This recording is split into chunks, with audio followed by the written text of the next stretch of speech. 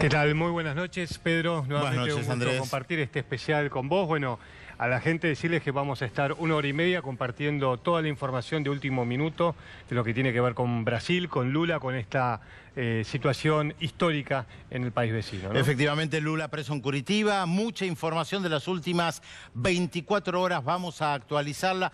Manifestaciones a favor y en contra en Curitiba. Un diálogo exclusivo de Lula da Silva con Frei Betto. Hoy a la mañana se los vamos a mostrar también. Tenemos dos invitados, Atilio Borón, Luciana Rosa, una periodista brasileña que está en la Argentina. Tenemos mucho material para compartir con ustedes. Estamos en vivo. En vivo, bueno, con una información que queremos compartir ahora con ustedes de último momento.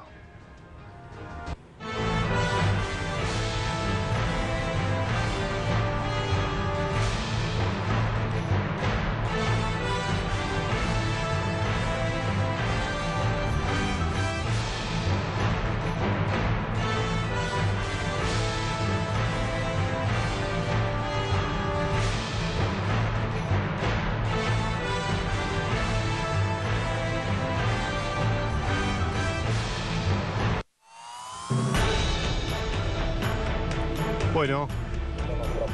Obrigado. Eu respeito, mas mande esse lixo janela abaixo. Pessoal, a frequência, ela é gravada e ela pode ser usada contra a gente. Então mantenham a frequência, a fraseologia padrão na frequência, por gentileza. Quem está falando agora é a Torre Bacaxiri. Por gentileza, mantenham a fraseologia padrão. Só os colegas na fonia, vamos falar só o necessário, tá? Estamos em trabalho aqui, vamos respeitar o nosso trabalho. Obrigado. Eu respeito, mas mande esse lixo janela abaixo. Pessoal, a frecuencia, ela es grabada y ela puede ser usada. Esto que estamos viendo es un audio que se difundió por dos medios de comunicación de Brasil, el Jornal do Brasil y uno denominado R7, con versiones diferentes de este audio. En uno se escucha claramente "no lo traigas más", obviamente se refiere a Lula da Silva, que estaba siendo trasladado hacia Curitiba, y por el otro lado se escucha "esa basura tirala por la ventana". Esto marca la poca seguridad que acompaña al expresidente de Brasil en su traslado de San Pablo a Curitiba. Bueno, siempre marcábamos, Pedro, desde ayer, cuando teníamos la posibilidad de transmitir en vivo, que claramente en el momento en que el expresidente se entrega, la responsabilidad de su seguridad era de la Policía Federal. Fue trasladado en una caravana. Después vamos a recorrer algunas de las imágenes de las últimas horas en una gran caravana, pero bueno, este audio que sorprende, una voz que les alerta a quienes están hablando de esa manera del expresidente, de que esto puede ser utilizado en su contra. La verdad que no sé a partir de esta difusión qué repercusión va a poder haber en el momento desde que las Fuerzas Armadas han hecho comunicados mucho más duros de lo que estamos viendo ahora, ¿no? Sí, pero realmente las Fuerzas Armadas de Brasil ya salieron a decir que están investigando qué es lo que está pasando. Como bien decías, Andrés, porque Andrés ayer lo remarcó una y otra vez, la seguridad ahora corre a cuenta de la policía, del ejército, de las Fuerzas Armadas, de la justicia brasileña, que son los que se están ocupando de la prisión de Lula. Esto se conoció, como les estamos diciendo, hace unos minutos nada más. Ya está en los medios de comunicación de Brasil y del mundo, por eso lo damos, porque es de una seriedad y una responsabilidad de quienes trasladaron al expresidente Lula da Silva, que es importante resaltar por lo precaria de la seguridad respecto al presidente Lula da Silva. Bueno, y en estas últimas horas, Pedro, también empezó a circular la información sobre lo que puede pasar a nivel judicial con el expresidente. Bueno, Lula ya pasó su primera noche, pasará ahora su segunda noche en prisión, pero empezamos a preguntarnos, porque así lo están incluso manejando los abogados del expresidente, nos podemos plantear la hipótesis, ¿es el miércoles un día clave? Eso es lo que todos nos estamos preguntando ahora. ¿Y por qué nos preguntamos si es un día clave para el expresidente? Porque los abogados están buscando que la Corte Suprema de Justicia, con algunos de los jueces que han votado en contra del habeas corpus, quizás den un paso para atrás y vean la medida de fondo. Es decir, la Corte Suprema, por 6 votos contra 5, lo que votó fue que Luis Ignacio Lula da Silva, por tener 2 sentencias en firme, tenga que ir a prisión mientras sigue peleando su inocencia en la justicia. Bueno, lo que el miércoles la Corte, y lo dijo en su momento cuando votaron, la Corte va a estudiar es una medida más de fondo, no sobre el hecho puntual que le preguntaban si Lula podía quedar libre o no mientras peleaba su inocencia en la justicia, sino ahora van a estudiar de fondo, de hecho lo van a proponer 2 de los jueces de la Corte Suprema, ver si Luis Ignacio Lula da Silva, repetimos porque esto es muy importante, se viene hablando en las últimas horas, si Luis Ignacio Lula da Silva podría llegar a quedar libre y el proceso para ir a prisión debería darse a partir de la tercera instancia judicial. Hay una primera instancia, ahí el juez Moro le dictaminó, Pedro, 9 años y medio de prisión. Un segundo tribunal integrado por 3 jueces que ratificó la culpabilidad y le amplió la condena, pero el expresidente tiene la posibilidad de ir a una tercera instancia judicial y después la Corte. Bueno, lo que va a estudiar la Corte Suprema es eso. Puede ahora salir libre eventualmente y seguir en libertad, y eventualmente, si hay un fallo condenatorio en tercera instancia, ahí sí ir a prisión. Bueno, es lo que planteabas también ayer, porque obviamente en C5N estamos dándole una gran continuidad y cobertura, no solamente lo que pasa con Lula da Silva ahora, lo que pasó en su momento también cuando derrocaron a Dilma Rousseff. Una parte es la jurídica, que bien explica Andrés, pero por el otro lado tenemos la parte política. Por eso el Partido de los Trabajadores convocó hoy a la tarde a manifestaciones en Curitiba. Les recordamos que Lula da Silva está preso en Curitiba, que es la capital del estado de Paraná, para que se ubiquen, al sur de San Pablo, al norte de Florianópolis. Esto es no tan lejos de la Argentina, no está en el norte, está en el sur de Brasil, y se prepara para mañana más actividades. La idea es rodear a Lula políticamente para acompañar este proceso político, este proceso judicial, que desde el Partido de los Trabajadores dicen que está absolutamente viciado. Bueno, 52 horas vivimos ayer en vivo, yo lo marcaba, ¿no? Son varios aspectos, parecía un reality, ¿no? Un Gran Hermano, todo Brasil, gran parte de América Latina, el mundo, en realidad fue una noticia global, siguiendo minuto a minuto qué era lo que pasaba con Luis Ignacio Lula da Silva. Y un país dividido. Por supuesto, un país dividido. Hay que decirlo, está preso, pero sigue siendo hoy por hoy candidato. Hay que ver, por eso yo creo que el miércoles va a ser un día muy importante, porque justamente estos jueces volverán a debatir si Lula puede estar en libertad. Bueno, ahí metiste la parte política, porque el Partido de los Trabajadores insiste en que el único candidato es Lula da Silva. Bueno, el tema es que esto va a ser debatido, es decir, ya se sabe que el miércoles la Corte va a ver si eventualmente la gente puede ir recién presa en una tercera instancia judicial.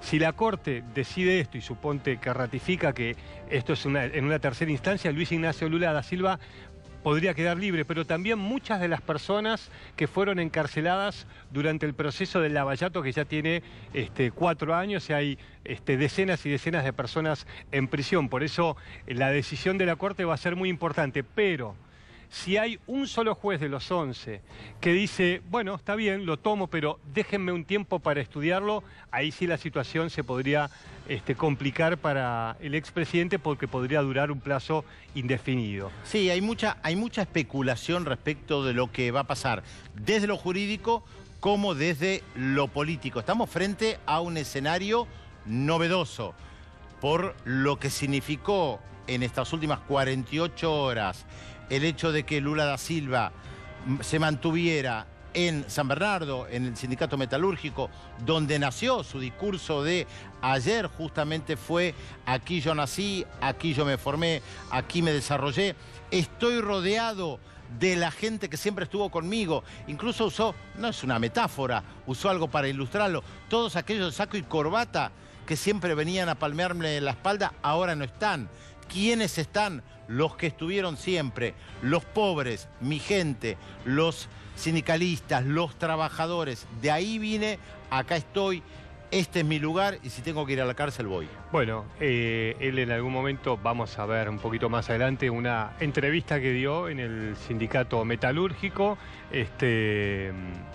hablando muy fuerte contra el juez Moro, y también preparó el Partido de los Trabajadores, que lo vamos a compartir con otros periodistas que nos van a acompañar, Pedro, un video sobre la despedida y cómo se tiene que preparar para los días que vendrán, ¿no? Ese videíto lo difundieron ayer, después de que él se entregara, difundieron un videíto que obviamente estaba preparado, lo vamos a compartir, tenemos muchísimo material para compartir con ustedes las últimas 24 horas, porque estamos actualizando la información desde que Lula da Silva salió de San Bernardo, fue trasladado en coche a la Policía Federal en San Pablo. Les recuerdo que salió desde el aeropuerto de Congonhas. Ayer en C5N lo estábamos transmitiendo en vivo con Andrés, esto parecía un reality como lo decíamos. De ahí lo trasladaron a la prisión en Curitiba.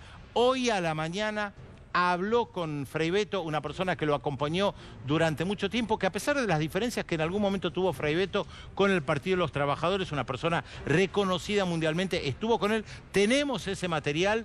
De hoy a la mañana tenemos mucho material actualizado. Bueno, paradojas, ¿no?, de la vida, el penal o la cárcel de la Policía Federal donde está el expresidente fue inaugurado durante su segundo mandato. Incluso algunos medios gráficos hoy mostraban una placa de la apertura de esa dependencia policial donde figura en bronce el nombre de Luis Ignacio Lula da Silva en ese momento como presidente. Él está, decía uno de sus abogados que habló hoy con él, está tranquilo pero está muy furioso por la situación. Las últimas horas le han dado la posibilidad de ver televisión, ha visto un partido de fútbol, está en una habitación, lo comentamos ya, de 15 metros cuadrados, bastante simple, pero lo que han decidido es darle esa habitación a él por el cargo que ha ocupado, lejos del resto de los reclusos. ¿Qué te parece si vamos directamente a Brasil en vivo y hablamos con Darío Piñotti, el colega corresponsal de Página 12 en Brasil? Buenas noches, Darío. Te saludamos acá, Andrés Repeto y Pedro Briguer. Pedro, Andrés, buenas noches, ¿cómo están?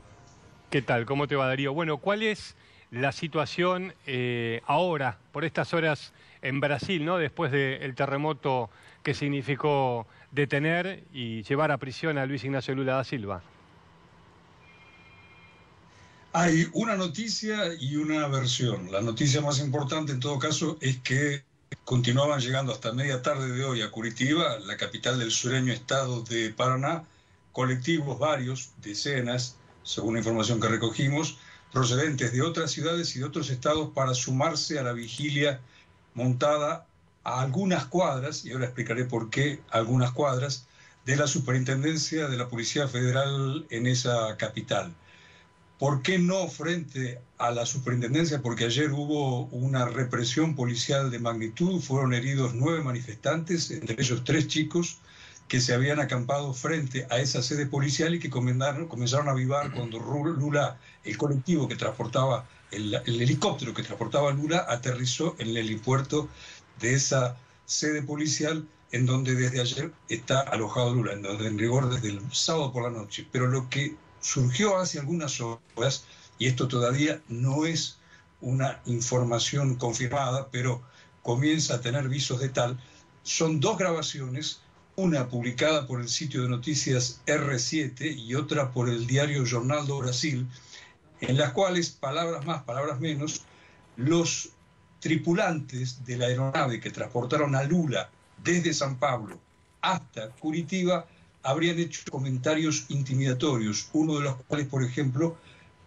un operador de vuelo le habría dicho al piloto: tirá a esta basura por la ventanilla. A lo que se suma otras informaciones, otros comentarios sobre las condiciones de arresto de Lula. Si bien hoy la presidenta del partido, Gleisi Hoffmann, dijo que se va a continuar trabajando para que las autoridades de la Policía Federal autoricen que el expresidente reciba a políticos e incluso a la Comisión de Derechos Humanos de la Cámara de Diputados, por lo pronto el reglamento fijado por el juez Moro impide esto, y les detallo ¿Por qué hay algunas suspicacias? Según una fuente consultada por el sitio Diario Centro del Mundo, generalmente bien informado, los términos en que Lula fue apresado son los típicos utilizados en las encerronas, en los desgastes anímicos y psicológicos de los reclusos. Por ejemplo, según este reglamento que el propio Moro avaló, Lula estará completamente aislado, no podrá tener contacto con los otros 20 reclusos y su habitación se encuentra sin ninguna ventana al exterior. El hecho de que no se lo vincule con otros presos, siempre de acuerdo con esta fuente que merece alguna confianza, hace que los internos se vean más expuestos a los ataques intimidatorios, sean estos verbales, gestuales o de todo tipo, o inclusive hasta la forma en que se le entrega la comida. En todo caso, se percibe que hay alguna suspicacia sobre esto, que de todas maneras es muy inicial, es muy prematuro confirmarlo como una forma de coacción, pero hay que tomarla en cuenta. Darío, estábamos escuchando, bueno, sabemos que el miércoles, y así lo planteábamos, es un día importante en Brasil porque la Corte vuelve a reunirse y seguramente, por lo que se sabe, algunos jueces van a plantear la medida de fondo, es decir, si una persona tiene que estar presa recién en la tercera instancia judicial. Entonces la pregunta que nos hacemos es, si esto es así, ¿podría quedar libre a partir del miércoles Lula si la Corte vota eso? De eso precisamente habló hoy la presidenta del partido, Gleisi Hoffmann, que está en Curitiba, y dijo que el partido aún tiene la esperanza de que el tema sea debatido el próximo miércoles. Como bien indicabas, se trata de que la Corte Suprema, en rigor, aquí se la llama Supremo Tribunal Federal, analice si es constitucional que un encausado en una sentencia, con una sentencia en segunda instancia, sea o no apresado. Hasta ahora, la jurisprudencia muy reciente de la Corte lo autoriza, pero ese es un tema que de hecho ha facturado a los 11 jueces de la máxima instancia judicial, dado que hay 5 que ya se expresaron en contra de ese tipo de encarcelamiento y otros 5 que lo respaldaron. Y resta, por lo pronto, el voto o la incógnita solo de uno de los votos, la jueza Rosa Weber, que también había sido una duda la semana pasada cuando se autorizó finalmente que Lula sea preso, pero al parecer esa jueza habría sido vulnerable a las presiones del ejército. Recuerden que el martes pasado, horas antes de la sesión del Supremo, el comandante en jefe del ejército, general Eduardo Vilas Boas, dijo que le disgustaría si Lula permaneciera en libertad. Darío, te quería hacer una pregunta respecto de esto que vos señalaste de los colectivos o los autobuses que están yendo a Curitiba. ¿Qué clima se está viviendo más allá de lo jurídico, desde lo político, desde aquellos que apoyan a Lula y de aquellos que están en contra de Lula, que sabemos que también hubo muchos festejos porque mandaron a Lula a la cárcel con un gran apoyo mediático, porque los grandes medios de comunicación, históricamente podemos decir, han estado en contra del expresidente Lula da Silva? Hoy lo dijo Lula en aquella entrevista con Frei Beto, que en rigor fue divulgada hoy, pero tiene algunos días de registro porque ocurrió antes de que Lula dejara el sindicato en San Bernardo. El verdadero jefe de la causa Lavallato es esto a propósito de tu comentario, Pedro, sobre la influencia de los medios. Sí, por cierto, en la noche del sábado, cuando llegó aquel helicóptero a la superintendencia en Curitiba, hubo una multitud coreando "Lula, ladrón, tu lugar es la prisión". Lo que fue muy disonante fue el comportamiento de la policía militarizada de Paraná, de la policía provincial de Paraná, e inclusive de la policía federal, porque aunque en ese grupo, por cierto, muy numeroso, situado a pocos metros de sede provincial, se soltaron cohetes, petardos y hubo un estruendo, las imágenes así lo mostraban, inclusive las imágenes de la cadena, la forma amable y hasta condescendiente con la que la policía se vinculaba con ese grupo que en general estaba identificado con los colores de la bandera brasileña y muchos de ellos con la camiseta de la selección. A pocos metros de allí, otra multitud sin mayor o menor en número, es difícil decirlo aquí, estamos en Brasilia, en este caso con el color rojo como predominante, también vivaba, pero para felicitar. Pero de buenas a primeras hubo 2 explosiones en medio de los lulistas, y este fue el pretexto para que la Policía Federal primero y luego la Policía Provincial cargaran contra los manifestantes, y de allí los 9 heridos. Hoy Gleisi Hoffmann dijo: no vamos a dejarnos intimidar, no vamos a retroceder. Es verdad. Y la vigilia continuará. En todo caso, tal vez haya que hacer solo un agregado. No olvidemos que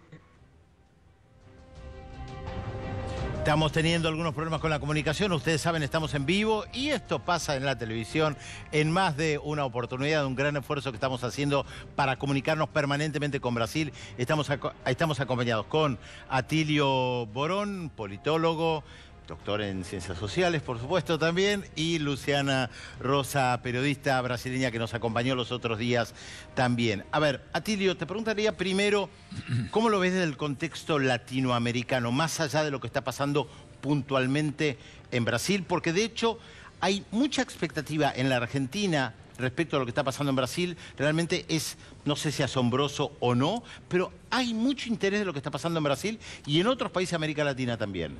Bueno, claro, porque realmente, primero, la importancia que tiene Brasil en el marco latinoamericano, ¿no? Y no solo en latinoamericano, en todo lo que podemos llamar el hemisferio occidental, como dicen mucho en Estados Unidos, para no hablar de América Latina. Brasil es un país absolutamente crucial. Lula ha sido un líder de una relevancia extraordinaria, un hombre que tuvo 8 años en el gobierno, sale con 88% de aprobación. Yo digo, comparemos ese 88% de Lula con el 6% que tiene hoy Temer, 6% contra 88%. Y además se lo mira con mucha preocupación porque se ve que realmente en un país como Brasil se ha violado totalmente el Estado de Derecho y el debido proceso, porque realmente la forma como se ha hecho y llevado adelante toda la acusación en contra de Lula es absolutamente insostenible en cualquier tribunal internacional. Atilio, justamente te quería preguntar a eso que vos estás haciendo mención, porque paradójicamente el expresidente, si bien habla muy críticamente del juez Moro, dice: yo confío en la justicia y por eso me presento, y sus abogados están utilizando todos los medios que le da el sistema judicial brasileño para defenderse y mostrar su inocencia. Sí, no, yo creo que Lula no tenía otra alternativa. Alguna gente me decía, bueno, ¿por qué no se exilió? Digo, ¿a dónde se va a exiliar Lula? Pobre, no va a venir acá a exiliarse. Digo, la justicia argentina no creo que ofrezca mejores garantías que la de Brasil. Él dijo, ya no soy joven también para hacerlo. Y es para hacer eso. Y además políticamente. ¿Verdad? Entonces yo creo que realmente Lula tiene que seguir en el marco judicial de Brasil, pero me parece a mí que esa confianza excesiva que él ha manifestado no tiene ningún fundamento. Yo diría un solo dato. El juez Sergio Moro, que fue quien lo condenó en primera instancia, logró ser juez federal a los 26 años de edad. Yo diría casi un récord mundial. Hay que ir a la época de la colonia en donde se compraban los cargos. ¿Te acordás? Acá en el Virreinato del Río de la Plata comprabas un cargo, eras una familia adinerada, para tu hijo comprabas el cargo de juez o de gobernador o de procurador, etc. A los 26 años ese hombre recibe la designación de juez federal de Brasil. O sea, siendo prácticamente un adolescente. Atilio, ahora vamos a hablar también con Luciana. Tenemos una breve cronología que queremos compartir con ustedes y con los televidentes y después seguimos conversando con nuestros invitados. Algunas fechas claves importantes. Esta fue la primera vez que el juez Moro lo llamó a indagatoria a Luis Ignacio Lula da Silva. Fue la frase famosa que dijo: no me tiene que mandar la policía, yo puedo ir tranquilamente. Fue el 4 de marzo del 2016, el juez Sergio Moro ordena llevar a Lula a prestar declaración forzada en el marco de la investigación Lavallato sobre el esquema de corrupción en Petrobras. Todavía gobernaba Dilma Rousseff. Claro. El 17 de marzo de 2016... otro juez suspende su nombramiento como principal ministro del gobierno, que era una maniobra política que intentaba hacer Dilma Rousseff para que Lula pudiera reforzar un gobierno debilitado, acosado y pudiera acompañarla de cara a las elecciones del año 2018, esto es ahora. En ese momento se suspendió su nombramiento con el pretexto de que la designación solo buscaba protegerlo de la justicia ordinaria. En realidad había una intencionalidad política de acompañar a Dilma Rousseff. El 12 de julio del 2017, el juez Moro lo condena, ahí está la primera instancia, a 9 años y medio de prisión por corrupción pasiva y blanqueo de dinero como beneficiario de un departamento, bueno, en un balneario paulista.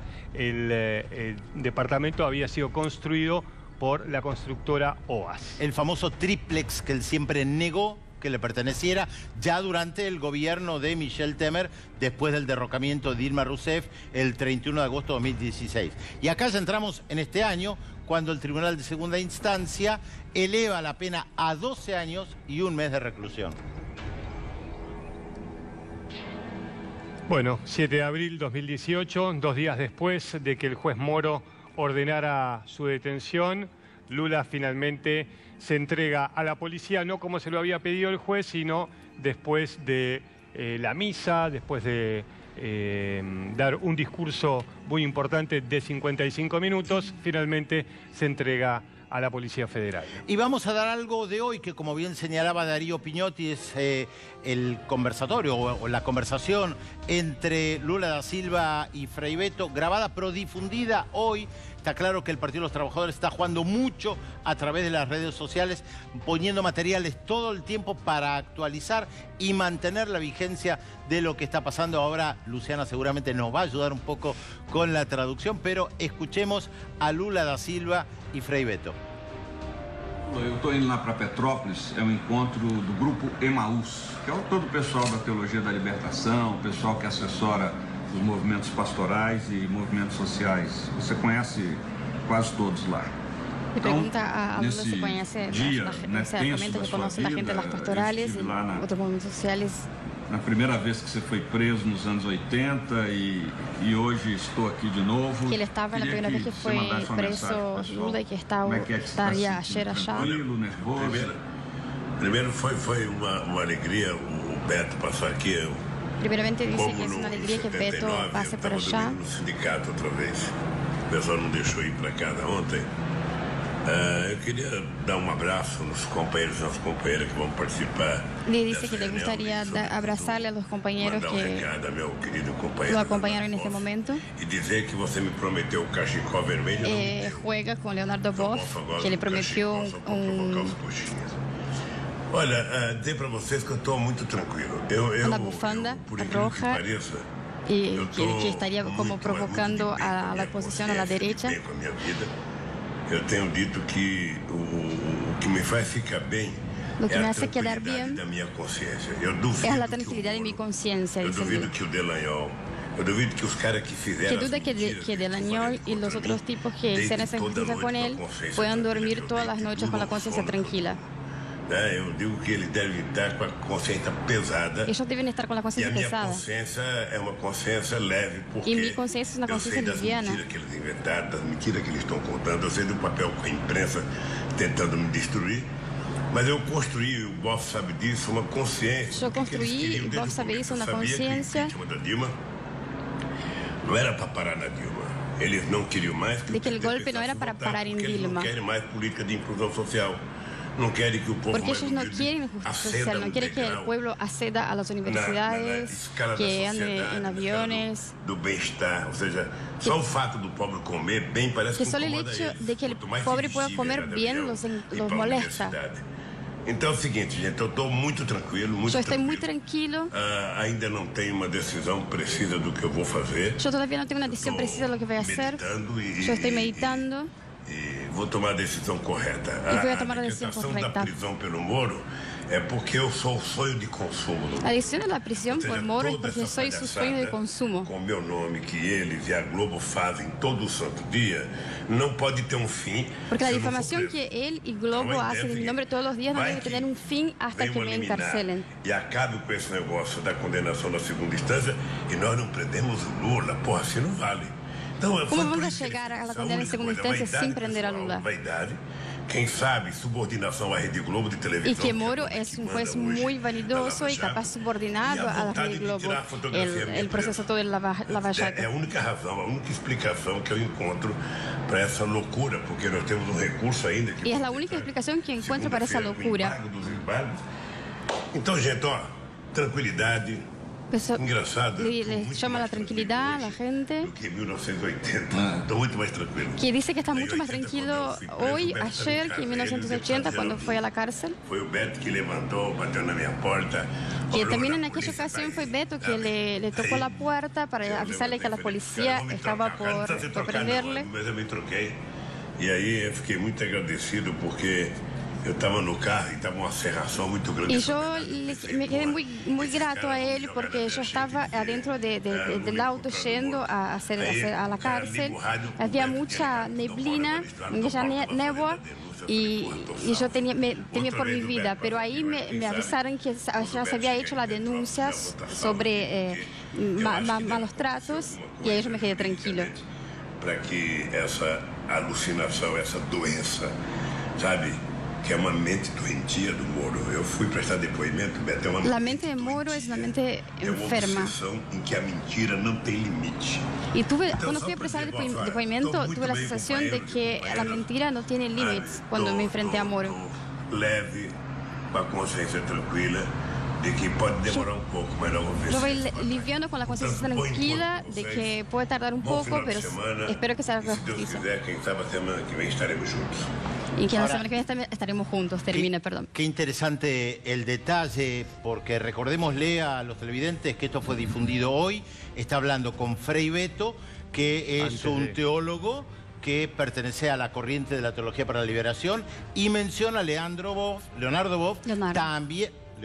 también perteneciente a la corriente de la Teología para la Liberación, porque el Partido de los Trabajadores se nutrió justamente de una pata sindical, una pata de aquellos que provenían de la izquierda, de la década del 60 y del 70 en Brasil, y una pata importantísima de las comunidades eclesiales de base y de la Teología para la Liberación. Se lo veía realmente. Esto, ustedes piensen, en ese momento previo a entregarse a la Policía Federal, ya estaba hecho el acuerdo, y en algún momento de sus palabras Lula decía, todavía voy a ver qué hago, no tengo que ver cuál es la decisión, es la correcta. Y para vos, ¿cuál es la decisión correcta? Digo, ¿qué es lo que podría llegar a ser Luis Ignacio Lula da Silva, que sigue siendo candidato a presidente preso? Luciano. ¿Cuál podría llegar a ser la decisión correcta, en mi opinión? No. ¿Qué te parece que él va a decidir, o qué puede decidir? ¿Qué va a pasar con su candidatura? Claro. ¿Qué va a decidir el PT? Hay dos corrientes de pensamiento ahora en Brasil. Una que dice que la tendencia del PT, por no tener un nombre suficientemente fuerte para reemplazar a Lula ahora, es que se mantenga esa candidatura hasta agosto, que sería la fecha límite para presentar la candidatura junto al Superior Electoral, ¿no? Que es el órgano que tiene que evaluar la candidatura de Lula a través de la ley de la ficha limpia, que es algo que el mismo PT, ¿no? Aprobó, el mismo Lula, ¿no? Aprobó esa ley que un candidato puede tener más de 2 condenas para presentarse. Entonces, al llegar al plazo límite para presentar un nuevo nombre, quizás hubiese una transferencia directa de esos votos, ¿no? Hacia ese nuevo candidato. Después hay un par de nombres que están dando vuelta, y esa podría ser otra alternativa, como empezar a lanzar otro nombre para el Partido de los Trabajadores a partir de ahora. Y ahí teníamos entre ellos Fernando Haddad, que es uno de los líderes, de los nombres que están en boga, que es ex ministro de Educación y fue intendente de la ciudad de San Pablo, y Ciro Gómez, que si bien no es de PT, es una fuerza ahí de izquierda, para así decirte, con cierta popularidad. Y esos serían algunos de los nombres que podría llegar a ser, pero ninguno de ellos suma la fuerza o tiene el favoritismo todavía como para abarcar los números de popularidad que tiene Lula. Creo que tenemos a alguien en vivo ahora también, ¿verdad? La comunicación telefónica. Sí, tenemos otra comunicación con Brasil, en este caso con Lorisvaldo Fier, que él es uno de los fundadores del PT en su momento y el presidente del Partido de los Trabajadores en Paraná, justamente el estado donde está ahora Lula da Silva. Buenas noches, Lorisvaldo, los saludamos aquí de C5N en Buenos Aires. Buenas noches. Buenas noches. Sí, lo que queremos saber es qué clima se vive ahora en Curitiba. Bien, hay un clima primero de los militantes de la izquierda, de los militantes demócratas y progresistas, de indignación. Estamos muy indignados con la detención del presidente Lula. En segundo, hay una movilización muy importante del pueblo en la defensa del presidente. Tanto que hace ya 48 horas, poco más, que estamos en vigilia en la calle con manifestaciones populares en todas varias ciudades del Brasil, en solidaridad a Lula y en protesta por su detención. ¿Qué están planificando para mañana? Porque había muchos comentarios de que estaban esperando incluso las figuras internacionales que fueran a Curitiba. ¿Qué están planificando ustedes? Mañana vamos a tener una importante reunión de la Dirección Nacional del PT, que va a reunirse en Curitiba. Y al mismo tiempo va a empezar a llegar líderes nacionales a Curitiba para actos públicos. Y también hay en nuestra agenda la disponibilidad y la voluntad deseada por otras personas, por líderes internacionales, de venir hasta acá. Entonces vamos a organizar una agenda de protestas con lideranzas nacionales e internacionales.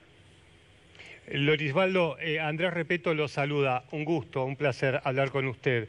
¿Hace cuánto lo conoce a Luis Ignacio Lula da Silva? Yo lo conozco personalmente desde 1980, cuando fundamos el partido en febrero de 80. Desde allí que lo conozco personalmente.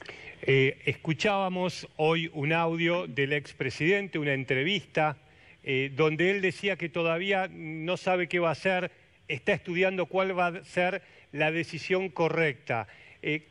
¿A qué se refiere Lula? ¿Qué cree que va a decidir Luis Ignacio Lula da Silva si sigue en prisión?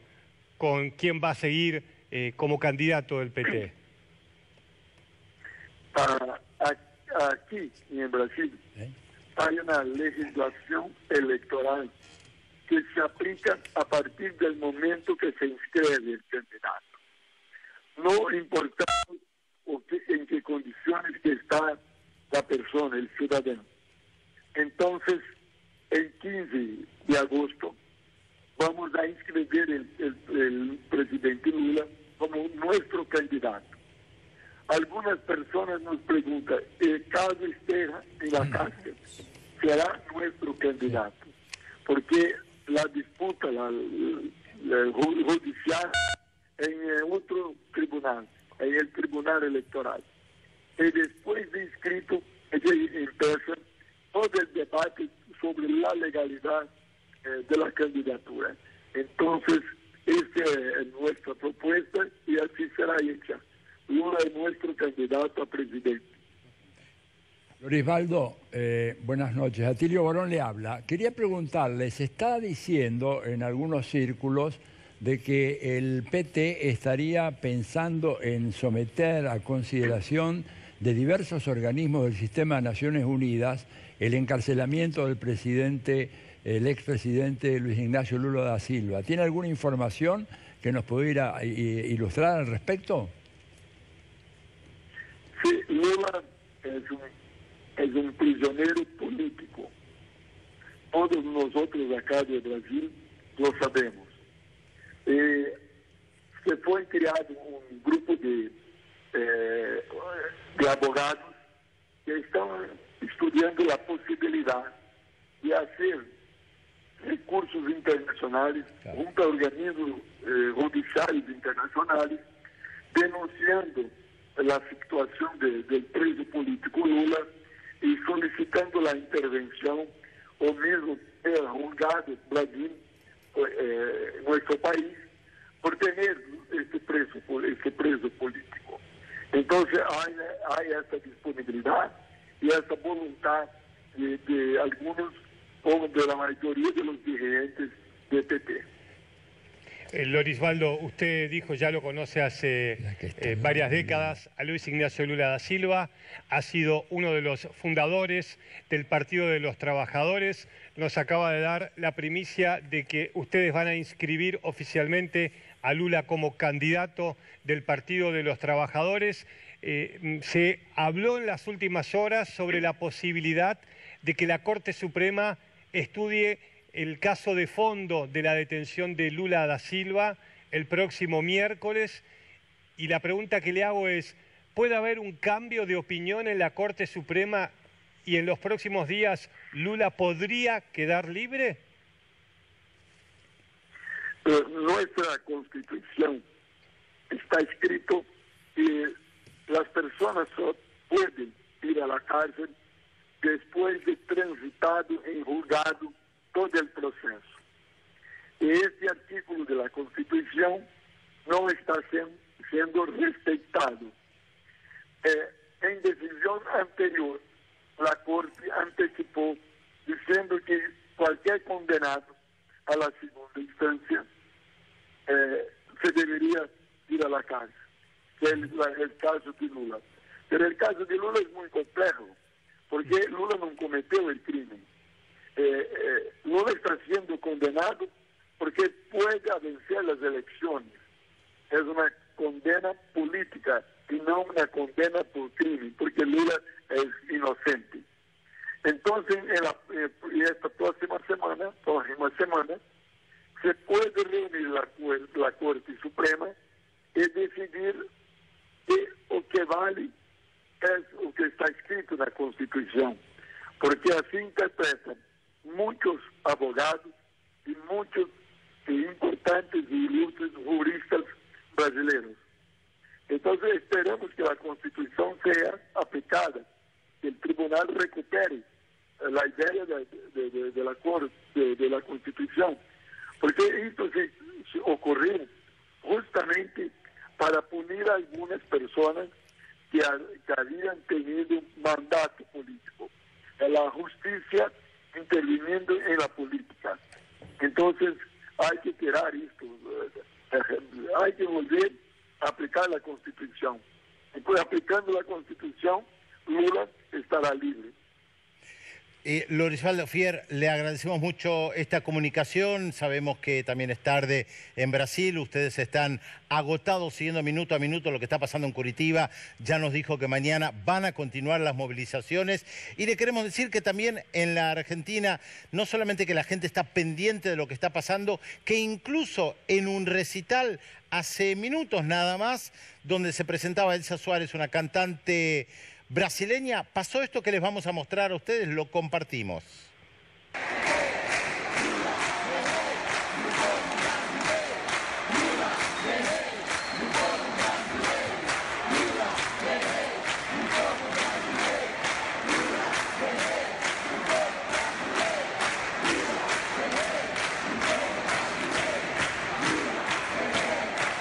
Bueno, esto pasó en la Usina del Arte hace un rato nada más. Y, Luciana, primero, ¿qué están diciendo exactamente? Y después te quiero preguntar, ¿cómo estás viviendo vos como periodista brasileña en la Argentina todo esto que está pasando?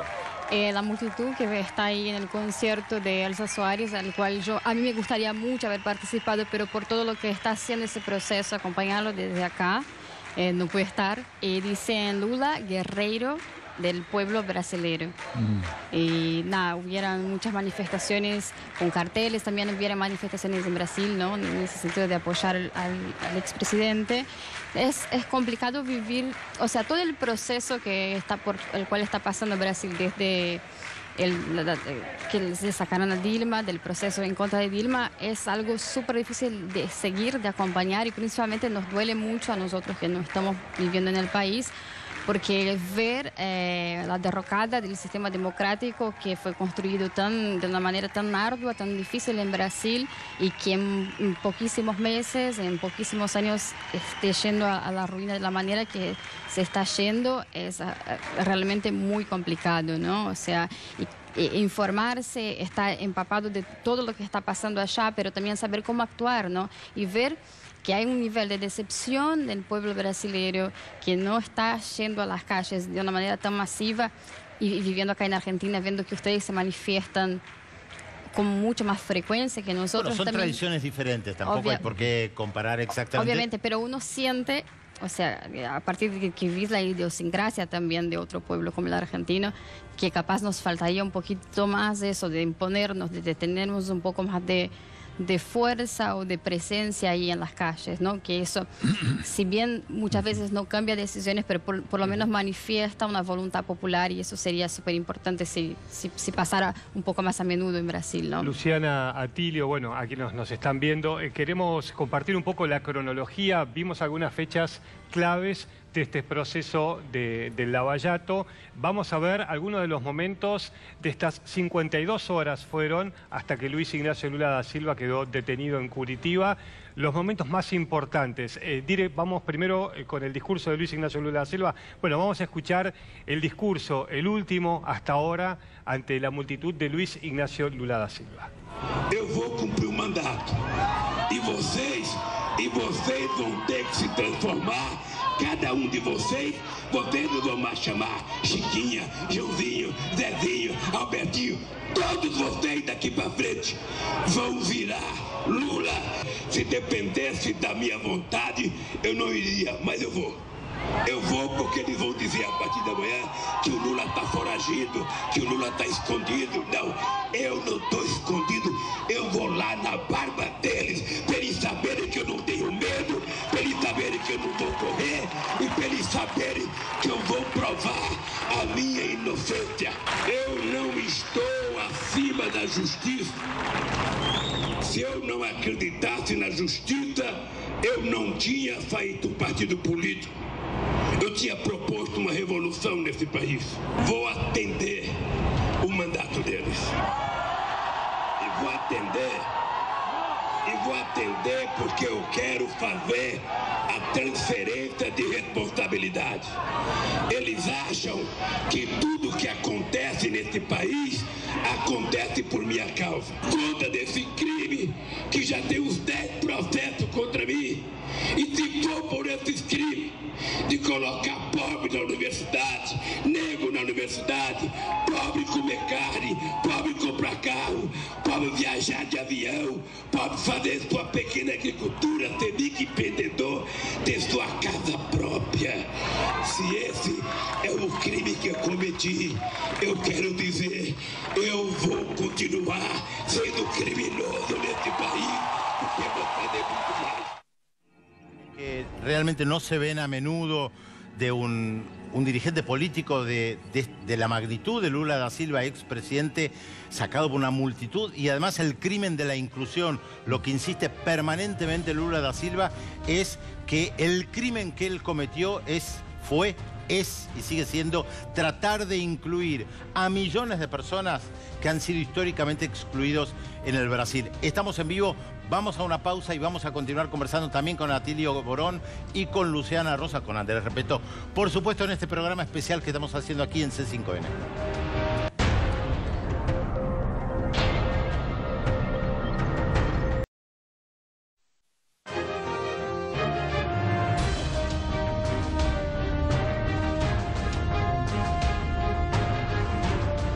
Bueno, Pedro, seguimos en este especial de Luis Ignacio Lula da Silva. Información de último momento todo el tiempo porque estamos en vivo, lo reiteramos. Bueno, con nuestros invitados incorporamos a la mesa a Claudio Bayar, es analista internacional. Recién estábamos hablando por teléfono con uno de los fundadores del PT que nos ratificaba que Luis Ignacio Lula da Silva, aunque esté en la prisión, va a seguir siendo el candidato, y estábamos manejando un poco esto de si el miércoles puede ser un día de o no.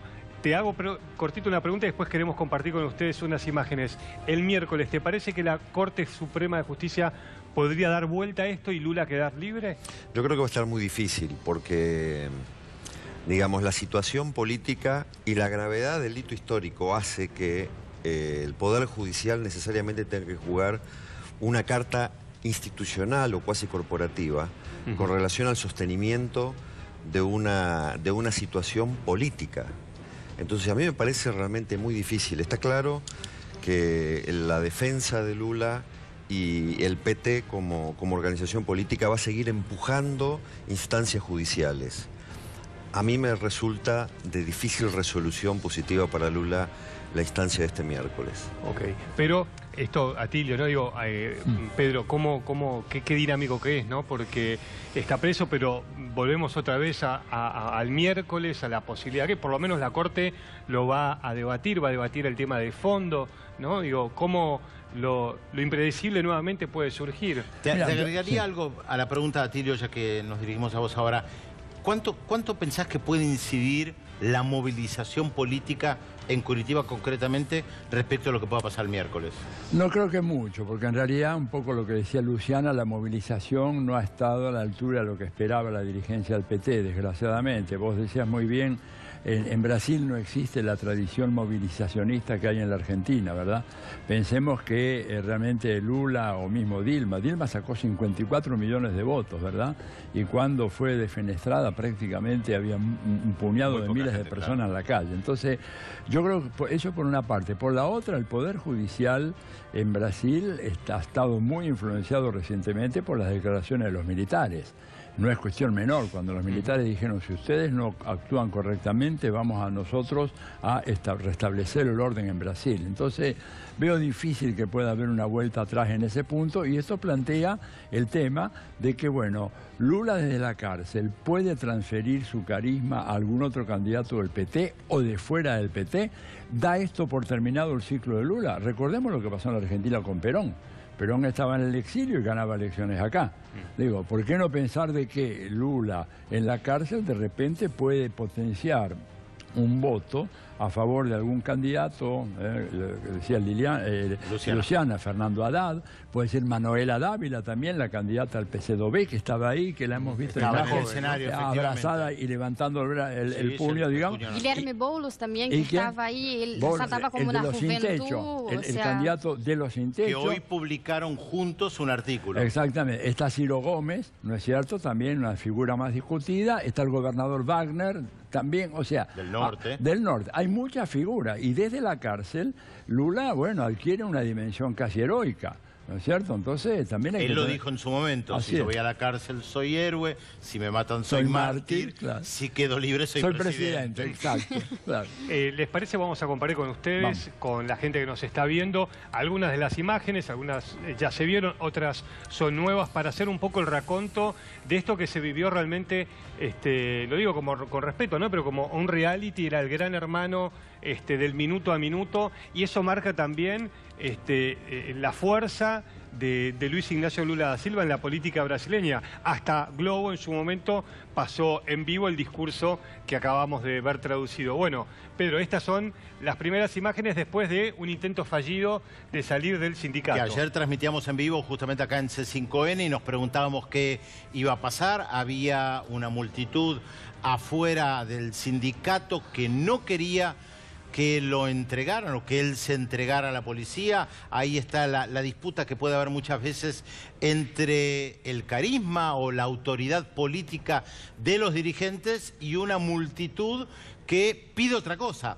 ¿Y cómo hace un dirigente para imponerse frente a una multitud que quiere otra cosa? No es algo sencillo para un dirigente político imponerse en el buen sentido de la palabra frente a la gente, en este caso, que no lo quería dejar salir. Fue la decisión política del Partido de los Trabajadores, de Lula da Silva. La presidenta del Partido de los Trabajadores, Gleisi Hoffmann, lo reiteró. Se le dijo a la multitud, es la decisión de Lula, él va a entregarse a la justicia, y ahí veíamos la caravana que salía, aquí iba la Policía Federal y después lo trasladaban a Curitiba, que como bien nos comentó Darío Piñotti, también la gente que lo esperaba en Curitiba fue reprimida.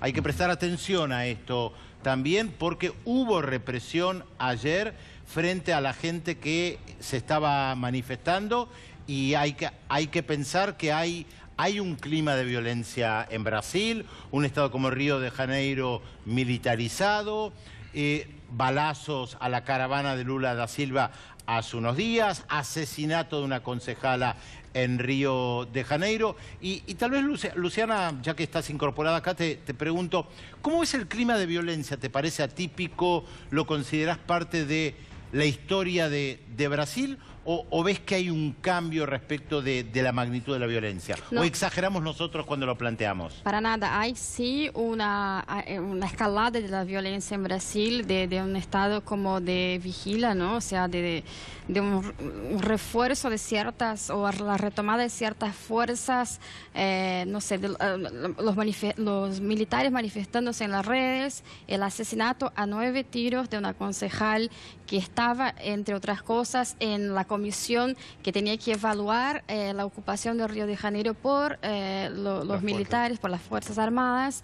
Tenemos ahí el atentado que sufrió la caravana de Lula en pre-campaña, ahí también en el estado de Paraná, justamente donde está ahora preso el expresidente. Entonces sí hay un avance, y un avance sin ninguna vergüenza, para así decirte. O sea, es casi descarado, sería muy duro, pero no hay una intención de esconder esta violencia, sino pareciera que están mandando algún mensaje de cómo viene el clima y cómo va a ser la avanzada hacia las elecciones de este año, ¿no? Bueno, vos sabés que hay una imagen cuando Lula está llegando a la Policía Federal en San Pablo, donde están los manifestantes en contra del expresidente y los dejan llegar hasta la ventana del auto y golpear. Digo, la verdad que un dispositivo de seguridad tan importante, ese detalle, lo digo irónicamente, no lo debería haber dejado pasar. Claudio, cuando vos veías estas imágenes, queremos tu reflexión, tu opinión de este traslado, de esta movilización. Mira, yo creo que es una respuesta natural de los militantes en un esquema de modelo político, como planteaba recién Atilio, casi de dimensión heroica. Pero yo creo que un dato importante en este esquema de la participación de la militancia es el escaso nivel de movilización, independientemente de que no tenga una experiencia de movilización popular a la Argentina. El hito histórico de poner por primera vez un presidente brasilero detrás de las rejas... por un delito común. Exactamente. No, pero ni a favor ni en contra. ¿Y por qué? Sí. Yo creo que lo que esto abre es una gran incertidumbre. Digamos, se abre una gran incertidumbre, y creo que la dimensión de la grieta política también se da en Brasil, sí, en un antes y un después, ¿no? Y me parece que pone a los ciudadanos en primer plano, porque tanto del lado del PT, que aún no tienen en claro la posibilidad de que Lula sea candidato, independientemente de que la esperanza la van a sostener, la realidad política parece ser que indica otra cosa, y es muy difícil la instalación de un sucesor, porque si uno se pone a mirar, Dilma fue prácticamente impuesta por Lula. Construida, claro. Fue construida a pesar de la oposición del propio partido y los propios aliados. En una posición de poder en el ejercicio político de Lula en Brasil. Hoy yo lo veo muy complicado. Por eso, esta situación genera un enorme signo de interrogación en Brasil de qué es lo que va a suceder. Donde necesariamente el Poder Judicial está empujado a tomar una decisión firme, y el ciudadano está llamado a necesariamente involucrarse en la política para definir qué va a hacer con el futuro de Brasil. Y hay algo que es notable, que quizás el hecho de la corrupción en Brasil, endémico, especialmente en el Poder Legislativo, se habla de... 60-70% de congresistas con causas que han tenido o que tienen. Si nosotros recordamos cuándo fue el impeachment de Dilma por una causa que no tenía absolutamente nada que ver con la corrupción, cada uno que pasaba a votar, veíamos en algunos canales la lista de procesos que tenía cada uno. Entonces es como que hay una tensión que define un antes y un después y marca una división. ¿Cuánto la gente en Brasil está dispuesta a sostener un modelo político que se ha basado en la corrupción? Definitivamente. Y me parece que es un elemento o que lo miran por televisión. Central. O lo miran por televisión, ¿no? Sí. No, seguro. Ahora, yo creo que el dato de la violencia que estaban recién diciendo, acá se conoció mucho lo de Mariela Franco, esta concejala. Totalmente. Lo que no se conoció fue que una semana después mataron un segundo concejal del partido trabalhista brasileiro, el representante ahí nada menos que de la Baixada Fluminense, que es toda la barriada más populosa de Río de Janeiro. No apareció en los periódicos, Pedro. Bueno, los últimos 2 años mataron a cerca de 40 concejales. Y bueno, y eso no es noticia. Ahora lo otro, yo creo que lo que dice Claudio es muy atinado. Agregaría solamente esto. Lula evidentemente no puede designar a dedo, ¿no es cierto?, sugerir ni transferir su carisma. Pero la dispersión de la oposición es total. La oposición no tiene candidato. No. Claro, el que le sigue a Lula está 20 puntos atrás. Lula, y es un personaje absolutamente impresentable, ¿verdad? Es aquel que cuando fundamentó su voto de condena a Dilma, le dedicó el voto al oficial del ejército que la torturó. Sí, una barbaridad. Imagínense lo que es eso. Eso marca la polarización actual. Bueno, queremos compartir con ustedes, los compartimos también acá en el piso, algunos de los testimonios de estas últimas horas de brasileños a favor y en contra de lo que está viviendo el expresidente Luis Ignacio Lula da Silva.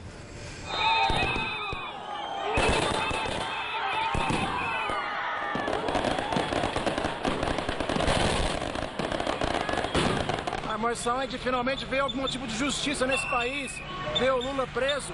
É um momento histórico para o Brasil, para a gente, para todo mundo. A gente não sabe o que vai acontecer daqui para frente, mas sei lá, pode ser um passo, né? É esperança no futuro. Se vai dar certo, a gente não sabe.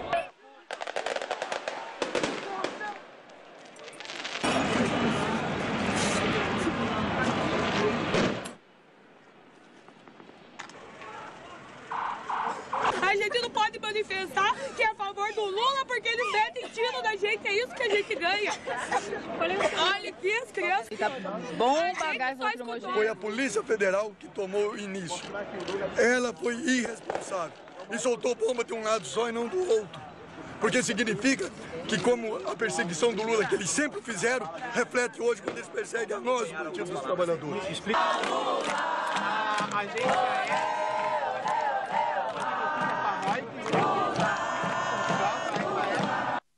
Bueno, algunas de las manifestaciones a favor, en contra, el Brasil de hoy, todavía realmente dividido. Vamos a ir a una pausa y después vamos a seguir compartiendo algunos puntos de vista con nuestros invitados y también con una nueva comunicación desde Brasil.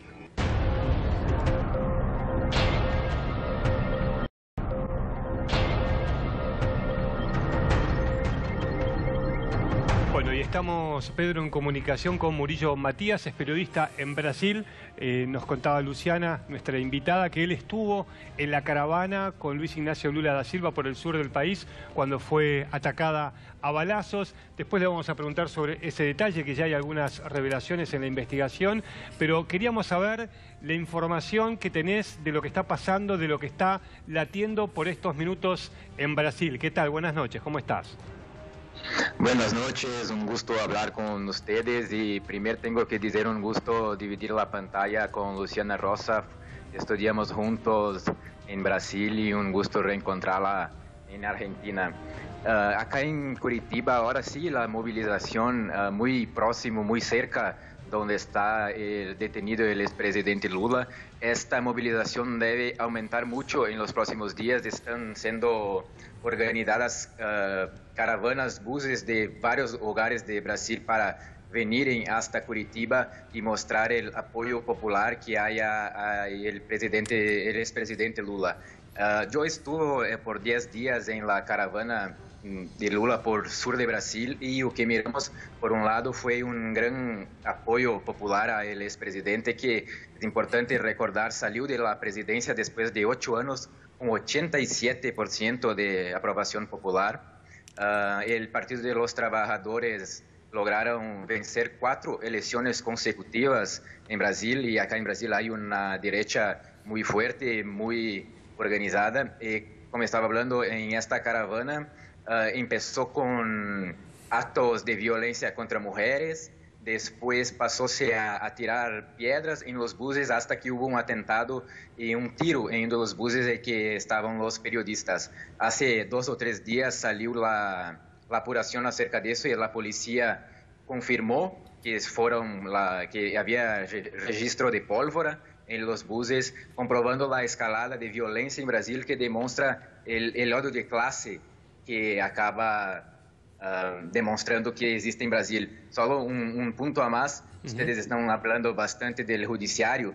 Es importante pensar en la estructura del judiciario de Brasil. El judiciario de Brasil es formado básicamente por hombres de clases altas, altamente privilegiados. El sueldo medio del judiciario en Brasil es de $20.000 y para ustedes tenerem una idea, están haciendo ahora una huelga porque quieren como un auxilio moradía, un dinero para alquilar casas como si sus sueldos no fuesen suficientes.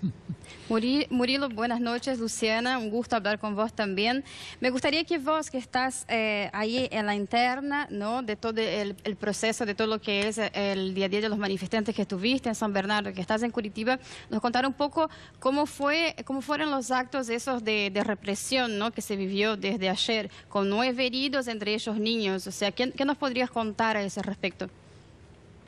Esta postura da policía es un contraste, por ejemplo, con lo que se miró en toda caravana de Lula, cuando grupos de derecha atacaban con piedras, con objetos, y la policía simplemente miraba lo que se pasaba. Ayer lo contrario, cuando eso es histórico en Brasil, cuando hay movilizaciones formadas por la izquierda, por derechos y por una voluntad de participación popular, la fuerza coercitiva de Brasil, la policía acaba como develando estos movimientos siempre con mucha violencia.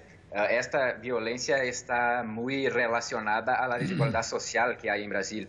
Y ustedes hablaban mucho, y el expresidente Lula también habla acerca de la inclusión. Yo estaba aquí tomando nota de programas sociales hechos en gobierno de Luiz Inácio Lula da Silva, como Bolsa Familia, Luz para Todos, cuotas universitarias, ley de las empleadas domésticas, más médicos, programa de aceleración de crecimiento, farmacia popular, sueldo mínimo siempre con valoración acima de la inflación, mi casa, mi vida, y todo eso incomodó mucho las élites de Brasil, que reaccionaron con fuerza con el golpe contra Dilma Rousseff y después con la retirada de derechos de la clase trabajadora y la venda del patrimonio de Brasil, la Petrobras, Eletrobras y otras empresas que están fuertemente amenazadas por este gobierno golpista. Ahora, Murillo, te habla Tilio Borón. Te quería preguntar, ¿no notas tú que hay acá una pauta que de alguna manera aparece no solamente en Brasil, sino en el resto de América Latina, ¿verdad? Porque, por ejemplo, el candidato Gustavo Petro en Colombia fue atacado a balazos, la ex senadora Piedad Córdoba también, amenazas muy, muy duras en contra de López Obrador en México. O sea, parecería ser que hay una pauta de carácter continental en donde estos candidatos que de alguna manera son vistos como antagónicos a los Estados Unidos o a la derecha establecida, comienzan a ser combatidos ya con una metodología bastante dura, por ejemplo, a los balazos, ¿no? Me parece que sí, y además que toda esta violencia física está respaldada por un espectro judicial y político que de alguna manera casi que incentivan a estas acciones. Es importante lembrar este instituto hablado de Lofer, que es la persecución política a líderes populares acá en Latinoamérica. Sí. Y por ejemplo, el expresidente de El Salvador, Mauricio Funes, electo por FMLN, fue un presidente muy popular en El Salvador, encuéntrase en condición de asilo político en Nicaragua. El vicepresidente electo de Ecuador, Jorge Glass, también está encarcerado en un juicio hecho básicamente por delaciones premiadas, que es un instituto muy discutible una vez que las personas pueden agir por intereses propios y en verdad no contar la verdad de los factos. La propia Cristina Kirchner tiene una serie de procesos en contra. Entonces, me parece que esa escalada de violencia demuestra el potencial, infelizmente, que hay del fascismo en la región. Por ejemplo, en Brasil hay el segundo candidato después de Lula, es un hombre de la extrema derecha, un coronel, un capitán del ejército de Brasil, diputado por muchos años y que representa a esta extrema derecha que infortunadamente gana fuerza acá, pero hay una resistencia por Luiz Inácio Lula da Silva que sigue como la principal expresión Popular de Brasil. Sí, gracias, te agradecemos tu testimonio, muchas gracias por haber comentado también lo que pasó en la caravana. Para nosotros es muy importante seguir muy de cerca lo que está pasando, seguramente mañana también en C5N seguiremos de cerca si hay movilizaciones, por supuesto pendientes, como decía Andrés, de lo que pasa el miércoles. Nos queda muy poquito tiempo, tal vez una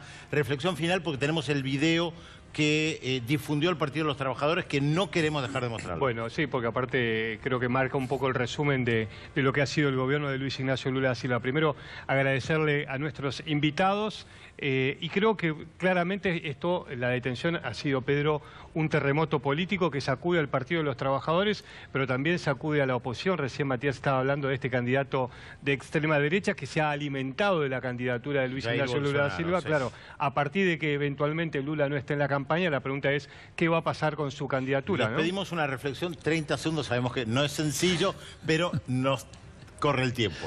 Claudio. 30 segundos como reflexión final. Sí. Yo quisiera tomar una dimensión que se ha mencionado aquí, que es la dimensión de la seguridad. Y yo creo que la problemática de la seguridad y la violencia surge cuando hay situaciones de incertidumbre. Y yo creo que poniéndole distancia a la situación real que se está produciendo hoy, no solamente en Brasil, sino como comentábamos en off, en diferentes partes del mundo, PARC, Corea del Sur, Sudáfrica, Nicolás Sarkozy procesado, la renuncia de Kuczynski, digamos, y los fenómenos que se producen de falta de legitimación política en el mundo, yo creo que marca un antes y un después histórico, y estamos viviendo una situación histórica que quizás no reconocemos, que es la disolución de un proceso político que nace en el siglo XVII. Digamos, el modelo clásico de la política, de la teoría política, no da cuenta de la realidad y estamos ante un fenómeno de división histórica. Luciana, una última reflexión. Estoy completamente de acuerdo y sumo que ese es un proceso por el cual está pasando Brasil, que es eso, la reformulación del régimen, del modelo democrático que conocemos. Una crisis de la democracia para que finalmente ocurra en Brasil capaz una reforma política. Atilio, una última reflexión. Yo creo que evidentemente hay una democracia en crisis, por algo en Estados Unidos están hablando ya de plutocracia, no más de democracia, y creo que aún con Lula en la cárcel, yo apostaría a que el próximo gobierno de Brasil puede ser un gobierno del PT. Vamos a ver un video que difundió el Partido de los Trabajadores. Y con eso nos despedimos, emotivo. Y con eso nos despedimos, así que sencillamente gracias a ustedes por acá, por haber compartido con nosotros este momento. Seguimos muy atentamente lo que está pasando en Brasil y nos vamos con este videíto que difundieron. Amigos e minhas amigas, tenho pensado muito sobre o caminho que nossas vidas tomaram. O futuro, no fim das contas, não parece ser um lugar assim tão distante. Não que a nossa vida tenha sido fácil, longe disso. Sentimos na pele o que passa um povo esquecido, mas sabemos que nenhum fardo é tão pesado que não se possa carregar. Quem sobrevive depois de passar por tanta dificuldade aprende desde cedo que a honra é o nosso bem mais valioso. Ao longo do caminho, conheci muita gente que precisava apenas de uma oportunidade para andar com as próprias pernas e construir com dignidade a própria vida. Foi essa a ideia de um Brasil mais justo que embalou nossos melhores e mais generosos sonhos. Um país sem fome, com escola, casa e emprego para todos. Olho para trás e vejo que poderíamos ter feito mais. Sempre é possível fazer mais.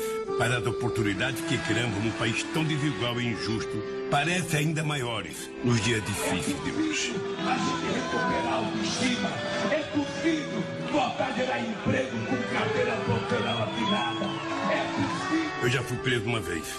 Minha vida foi toda revirada. Minha família foi perseguida e perdi minha eterna companheira. Eu não tenho medo do que está por vir. Enquanto me restar pelo menos um minuto de vida, esse minuto vai ser para lutar pela dignidade do nosso povo e defender a nossa honra. A honra do menino que cruzou o país para vencer a fome e se tornou engraxate. Do adolescente que se tornou um jovem operário. Do homem que se tornou pai e lutou com todas as forças para representar o povo brasileiro. Nas tardes de incerteza da minha juventude, nunca imaginei ser possível, mas foi. Me tornei presidente do povo brasileiro. Quem me condenou sem provas sabe que sou inocente e que governei com honestidade. Os que nos perseguem podem fazer o que quiserem, mas jamais poderão aprisionar os nossos sonhos. Um grande beijo, com muito carinho, do companheiro Lula.